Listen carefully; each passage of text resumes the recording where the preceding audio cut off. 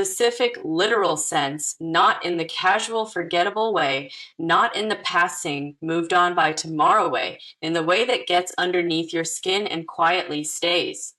And this is not just a reading about attraction. It is about what they are drawn to specifically and why it has them genuinely off balance, because it is not what you would probably expect. It is not the surface things, not the obvious things, not the parts of yourself you put the most effort into curating. It is two very specific things about you that are genuinely unusual. Two things that set you apart in a way that this particular person, with everything they have seen and every type of person they have encountered, has genuinely never come across before. And those two very specific things have them quietly and completely mesmerized. We are going to get into both of them in detail. But first, let's look at who this person is and what their world looks like. Let's pull first card. And the star is immediately telling me something very specific about how this person experiences you. The star is not a loud card. It is not dramatic. It does not announce itself. It is the card of something that, without any announcement, quietly takes your breath away. The kind of thing you genuinely don't have words for in the moment. You just feel it somewhere real. And then you spend time afterward trying to understand exactly what it was. There is something about you that operates completely differently than what they are used to. Something that cuts straight through the noise of their world without trying. And in the specific world this person moves through, there is a tremendous amount of noise. High profile means high exposure, constant stimulation, a lot of people performing in their direction, a lot of people working hard to be the one who gets noticed. And then there is you. Not performing for them, not adjusting yourself to be seen, not managing how you land, just existing in a way that reaches them more directly than anything constructed ever could. The star also carries this energy of this person being a source of something without being aware they are doing it. And I feel like that is directly connected to one of the two unusual things they are drawn to in you. The way your presence operates on the people around you without you engineering a single part of it. And this person, who has been surrounded by effort and performance for a very long time, recognizes real effortlessness the moment it appears. It is rare, it is genuinely rare in the world they move through, and they have noticed it clearly in you. Next card, Knight of Wands. And the Knight of Wands is specifically the card of this person being activated. This is the card of this person moving at their usual speed, in their usual direction. And then something coming along that shifts the frequency of everything. And I feel like that is precisely what you have done to this person without even trying. Something about you has switched something on in them that the rest of their world simply does not touch. A curiosity, a pull, an energy that moves in a direction that attraction in their normal world simply does not.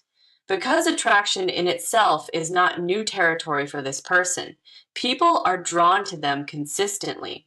They are drawn to people. This is genuinely not unfamiliar ground for them, but what they feel when you enter their thoughts has a completely different quality to it. A different texture, something that doesn't quite fit with how they usually experience wanting to know this person. Something slightly disorienting in the best possible way. Like they reach for the familiar category and it keeps moving, slipping out of reach. And that inability to place you is itself one of the things pulling them closer. Last card, Seven of Cups. And the Seven of Cups is showing me exactly what happens inside this person when you cross their mind. They think about you in multiple layers at once. Who you are on the surface, who they sense is underneath that, what your world actually looks like from the inside, what a real conversation with you would turn into.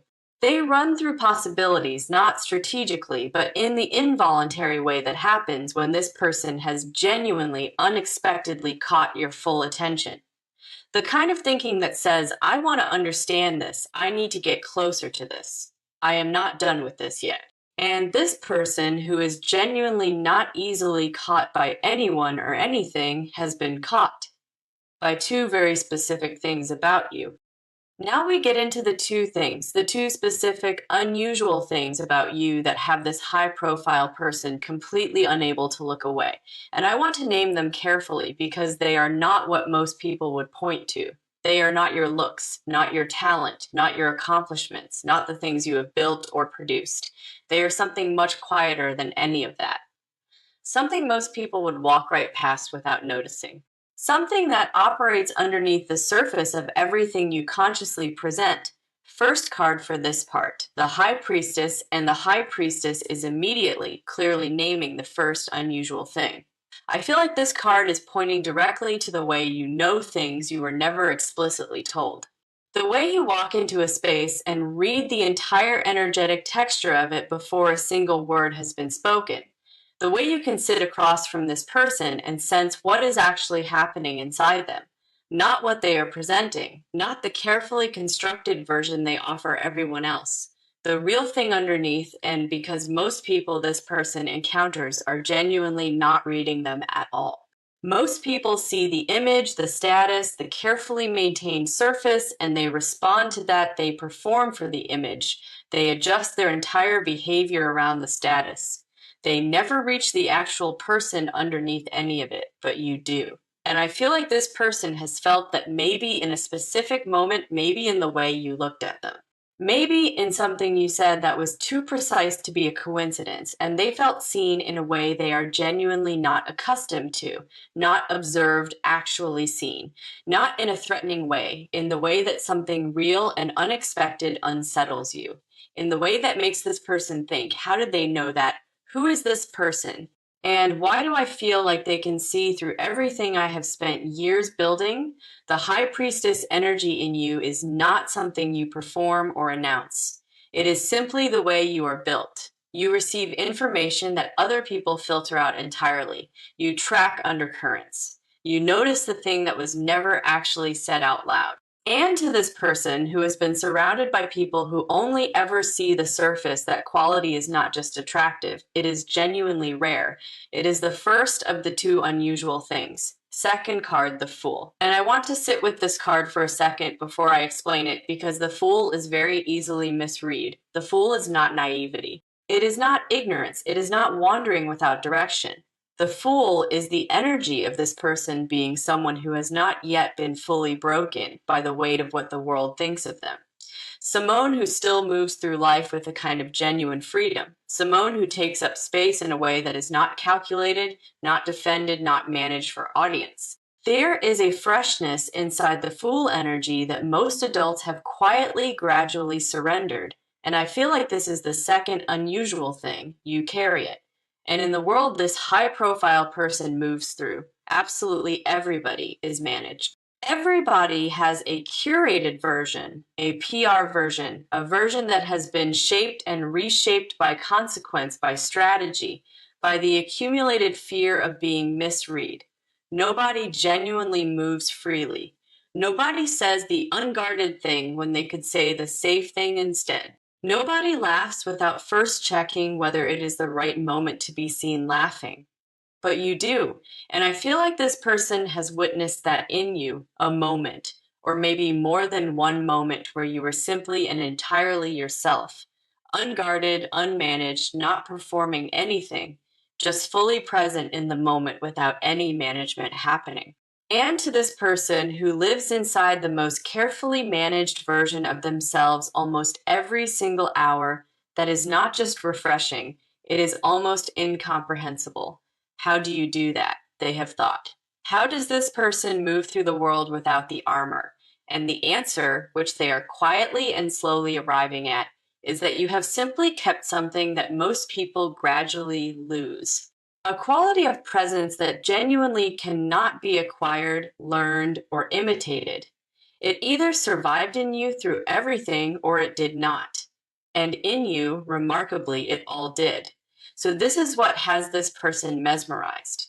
Not a performance, not an achievement, not something you deliberately built or worked hard toward. The way you clearly see what everyone else completely misses. And the way you exist in a room without bracing, without armor, without managing a single thing about it.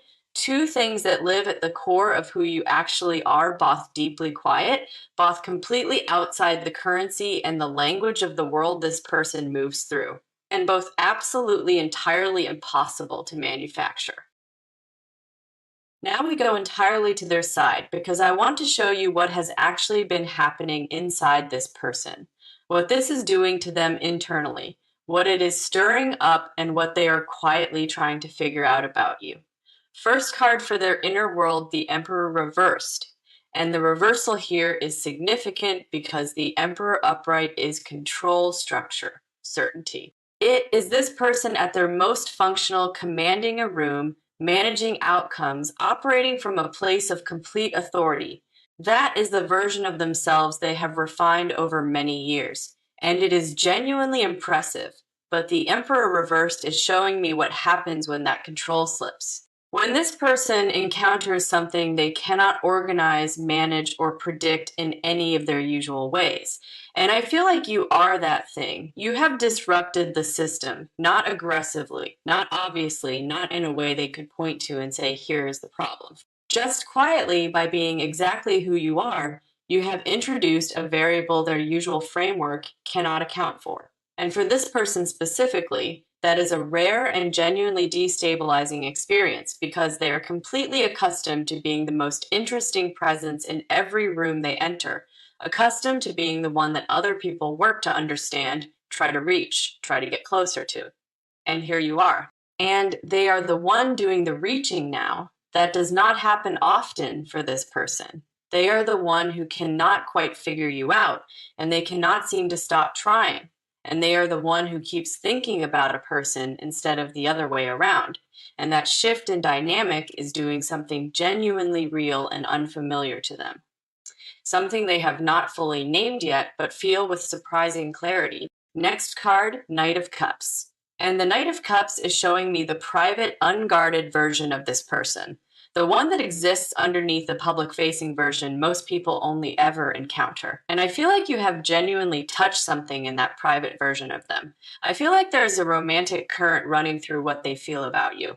Not casual, not calculated, not strategic. Something that moves the way real feeling moves when it is not being managed or directed.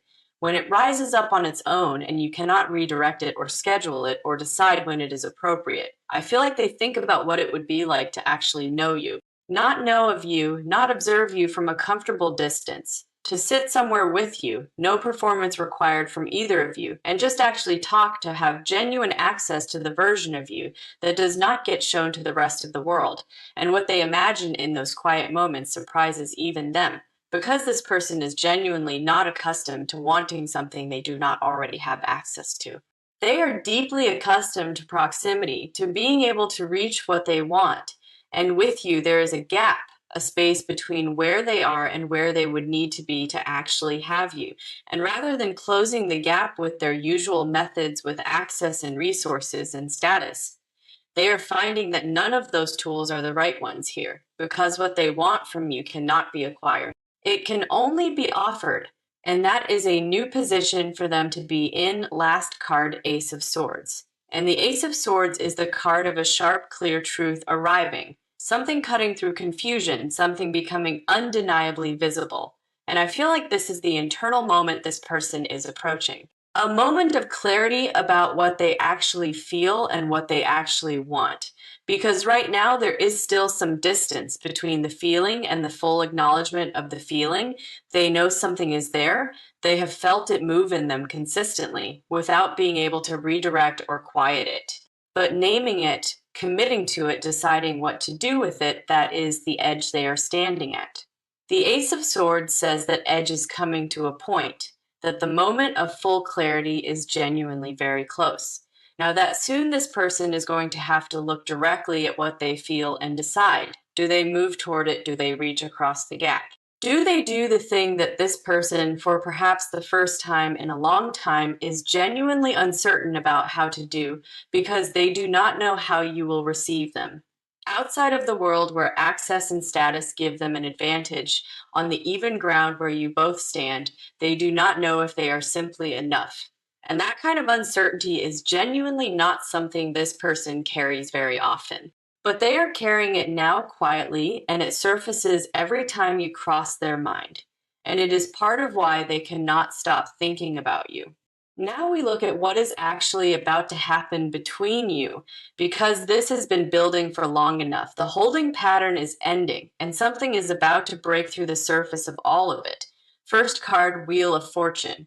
And the Wheel of Fortune here is significant because it is telling me that the timing has moved out of anyone's control. This is not a card about effort or planning or strategy. It is not about this person finally making a calculated decision to act or you doing something to specifically invite it. It is about a natural, unavoidable turn that happens because the energy between you has built to the point where it genuinely cannot stay contained any longer. The cycle has completed enough. Something is turning now. And I feel like something very specific is about to visibly shift in how this person moves in your direction.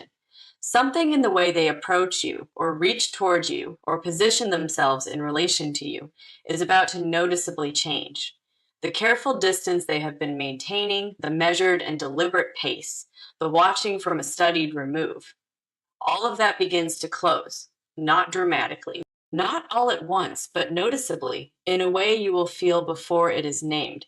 There is also something the wheel is showing me about your public visibility, because this high profile person being drawn to you is not an isolated event. It is part of a much larger turning, a much wider recognition of who you are and what you genuinely carry. And I feel like around this same time, other people begin to notice you differently as well. Not just this one high profile person. The recognition is broader than that. Something about how you exist in the world begins to register on a completely different frequency to more people. A platform grows, an opportunity opens, a door that has been sitting closed begins to move. Because the Wheel of Fortune never turns in only one area of your life. When it turns across the board. And this is specifically your season for that kind of wide turning next card, the Chariot. And the Chariot is specifically the card of deliberate, focused, forward movement. Of this person arriving with complete and conscious clarity at the decision to close the gap between where they are and where you are. That whatever has been holding them in the watching phase, whether uncertainty, strategy, or the fear of how you would respond, they are choosing to move past all of it. And I feel like this person is going to initiate something more direct than anything they have done before. Not a hint, not a subtle signal that can be read multiple ways, not something you have to spend time deciphering. Something genuinely clear and intentional. Something where their intention is genuinely visible to you. And I feel like that moment is arriving in this actual season. The Chariot also speaks to this person being in complete control of their approach. They are not going to stumble into this or be forced into it by circumstance. They are going to choose it consciously and deliberately. They are going to decide that the version of themselves that stays silent is worse than the version that acts without knowing how it lands. And that decision is already quietly forming inside them right now. The only thing that remains at this point is the actual deliberate execution of it. Last card, Three of Wands. And the Three of Wands is the image of this person standing on elevated ground, looking ahead, watching something they have set in motion begin to arrive. And I feel like this card is showing me two distinct things happening at the same time. For this person, it is the energy of finally being fully in motion, watching the distance between them, and you genuinely begin to close. The waiting phase is over for this person, and they are completely ready to actually move. But the Three of Wands is also speaking directly to you. It is the card of expansion, of your world growing outward in ways that are real and increasingly visible. Of something you have been quietly and consistently building, beginning to reach much further than it has before. And I feel like both of those things, this person stepping forward and your world expanding, are happening at the exact same time. You're going to become significantly more visible right around the same exact time this person makes their actual move. And that growing visibility is precisely what creates the conditions for them to finally and decisively reach toward you. Because you will be undeniably and visibly present in a way that simply cannot be ignored. undeniably real in their world in a way that watching from a careful distance will no longer feel sustainable, and they will not be able to justify the distance they have been keeping. The gap closes, the move is finally made, and what follows from that moment belongs entirely to both of you. This part is about what has never been said, the things this person feels about you that live entirely below the surface of every interaction. The confessions that exist inside them fully formed that have not found their way out yet. Let's pull first card, the moon. And the moon is immediately telling me something about the nature of what this person carries around you. The moon is the card of what lives in the unlit spaces. The feelings that move underneath the surface of the day, the ones that only come up when everything else has gone completely quiet. And I feel like that is where so much of what this person feels about you actually lives. Not in the moments where they are in control, not in the interactions where they are composed and high functioning, in the quiet, unguarded spaces, in the moments between the things that fill their days. When the version of them that the world encounters has finally been set down. And what surfaces in those quiet spaces when you are what comes to mind is not small. I feel like this person has a depth of feeling about you that they have genuinely not allowed themselves to fully acknowledge, even privately. There is something about the way you exist that disturbs their usual equilibrium in a way they find very hard to rationalize or explain. And I feel like one of the things they have never said, not out loud and not even internally with full clarity, is something like this. You are the first person in a very long time who makes them feel like the status does not matter. Like all the things they have built and achieved and accumulated are genuinely not what is interesting about them when they are around you. Like they could be anyone, have done anything or nothing at all, and still be completely and utterly held by whatever it is you bring. That is a profoundly destabilizing thing to feel when your entire identity has been constructed around achievement and accomplishment, and they have not said any of that, but it is completely and entirely there, living underneath everything. Next card, Five of Cups, and the Five of Cups here is not a sad card in the way it usually reads. In this position, I feel like it is pointing to something very specific in this person's past, a loss, a connection, something that mattered deeply and simply did not go the way they needed it to go. Something that left a mark, and I feel like something very specific about you reminds them of a feeling that existed before that loss.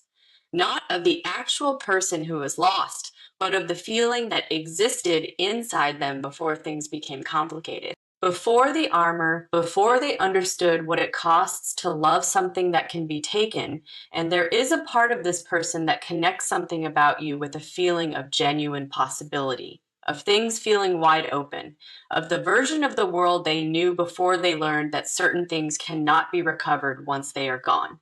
And that association is not something they would name out loud because naming it would require acknowledging how much was genuinely lost and how long they have been quietly carrying it. What they carry around you in that private space is something like hope, not naive hope, not the hope of someone who hasn't been burned. The hope of someone who has lived long enough to understand exactly what it costs to let yourself have it. Fragile, specific, quietly enormous. Last card, the Lovers. And the Lovers in this position is the most direct confession in the entire reading. Because the Lovers is not just connection, it is the card of recognition. Of this person looking at you and feeling something quietly click into place that they did not even know was out of alignment. I feel like what they have genuinely never said and what lives deepest in them around this connection is a version of this. You make me want to be the person who actually does this right. Not the version of themselves who watches and waits and strategizes. The version who chooses clearly, who moves honestly, who does not let something real pass them by because the risk felt too large. I also feel something specifically physical in this card. There is a pull this person feels toward you that is genuinely not abstract or emotional only when you are near them or when you cross into their thinking. Something in their body registers you. Something settles and tightens inside them at exactly the same time. It is not something they have ever named, not out loud, and not entirely even to themselves, but it moves through them consistently and without being invited, and they have very much noticed. And what the Lovers is ultimately showing me is this person standing right on the edge of choosing, not choosing carefully or strategically, not choosing the version that feels controlled, choosing you. Specifically and deliberately in the full unguarded sense of that word. We are in the final part of this reading now, and I want to close it the way it genuinely deserves to be closed. Not with a vague feeling, not with general positive energy, with what is actually and specifically coming for you. First card, the Sunday. And when the Sunday comes out in this position, something settles in the reading. Because the Sunday is clarity, it is warmth. It is the card of the end of confusion. And what I feel when this card lands here is that the fog sitting around this connection is about to lift. The not knowing, the quiet uncertainty, the holding your breath without realizing it, that is ending now. The watching from a distance, the wondering what this is, the circling without landing anywhere, all of that is coming to a close. Something is going to become very clear between you and this person. Either something they do makes their intention impossible to miss, or something between you cracks open in a way that finally names what has been sitting there unnamed. Either way, the ambiguity between you resolves. And what replaces all of it is warmth, a real, felt, specific warmth. Something you feel in your body, not simply understand in your mind. And I also feel the Sunday speaking very directly about your public life in this reading, because this high-profile person noticing you being caught by you is not the whole story. It is one very significant part of a much larger and wider pattern of recognition that is arriving for you. The Sunday says very clearly that you are about to be seen, not by this person only, but broadly, by people who genuinely did not know your name or your work before now, by a part of the world that has not yet encountered what you carry. And when that recognition arrives, it is going to feel genuinely different from anything that has come before it, because it is not going to be recognition of a performance. It is going to be recognition of the two specific and unusual things. The things this high-profile person has already quietly and clearly seen in you. And the world is about to catch up to what this person was the first to notice. Next card, Nine of Pentacles. And the Nine of Pentacles is a card I love seeing close out a reading like this, because the Nine of Pentacles is someone standing completely in the fullness of what they have built. Someone who has cultivated something real, developed something that cannot be faked, and is now surrounded by the evidence of that. And I feel like that is exactly the energetic place you are actively moving into, not from outside recognition alone, from your own quiet internal arrival at a settled knowing. A knowing, a quiet certainty that the two things this person sees in you are not accidents. They are not things you stumbled into or got lucky with. They are the direct result of being someone who stayed completely true to themselves through things that would have genuinely changed most people. The Nine of Pentacles is also deeply a card of self-sufficiency, of not needing external validation to know your own worth. And I feel like that is specifically part of what this season is asking of you, to hold what you know about yourself independent of whether this person steps forward or not. To be rooted in your own value before the recognition from the outside world arrives, because the recognition is coming, but you will receive it better if you are not waiting for it to tell you who you are. You already know, you have genuinely always known. Last card, the World. And the World is the card I most want to see closing a reading like this. Because the World is completion. It is something that has been quietly in motion for a very long time, now finally coming full circle. And I feel like that is precisely what this season is for you. Something is completing, a chapter that has required a great deal of you, that has asked you to stay true to things that were not always immediately rewarded, is arriving at its natural resolution. And what follows from that resolution is genuine and lasting expansion. New people, new reach, new levels of recognition. A version of your life that is larger and more aligned than the one you have been living. And this high-profile person is part of that expansion, not as the entirety of what is coming, but as one genuinely significant piece of a much larger picture. They saw something completely, genuinely real in you, and the rest of the world is just now beginning to catch up to all of it. So here is what I want you to take from this reading. Stop minimizing the two things. Stop treating your perceptiveness as a strange quirk and your unguarded presence as something that needs to be managed or corrected. Those are the things that reach people. Those are the things that this high-profile person with access to everything and everyone genuinely cannot stop thinking about. You are not too much. You are not unusual in the way that needs to be fixed. You are unusual in the way that genuinely